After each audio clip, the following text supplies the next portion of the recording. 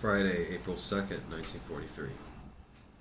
Dear Kitty, oh dear, I've got another terrible black mark against my name. I was lying in bed yesterday evening waiting for Daddy to come and say my prayers with me and wish me good night.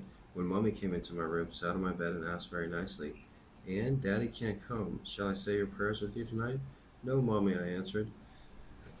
Mommy got up, paused by my bed for a moment, and walked slowly towards the door. Suddenly she turned around and with a distorted look on her face said, I don't want to be cross. Love cannot be forced. There were tears in her eyes as she left the room.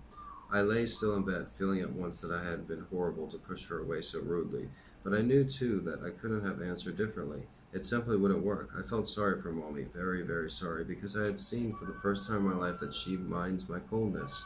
I saw the look of sorrow on her face when she spoke of love not being forced. It is hard to speak the truth, and yet it is the truth. She herself has pushed me away. Her tactless remarks and her crude jokes, which I don't find at all funny, have now made me insensitive to any love from her side, just as I shrink at her hated hard words. So did her heart when she realized that the love between us was gone. She cried half the night and hardly slept at all. Daddy doesn't look at me, and if he does for a second, then I read in his eyes the words, How can you be so unkind?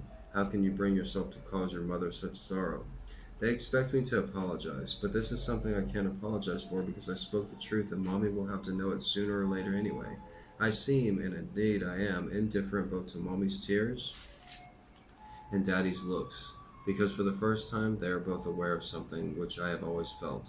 I can only feel sorry for Mommy, who has now had to discover that I have adopted my own attitude. For myself, I remain silent and aloof, and I shall not shrink from the truth any longer, because the longer it is put off, the more difficult it will be for them when they do hear it.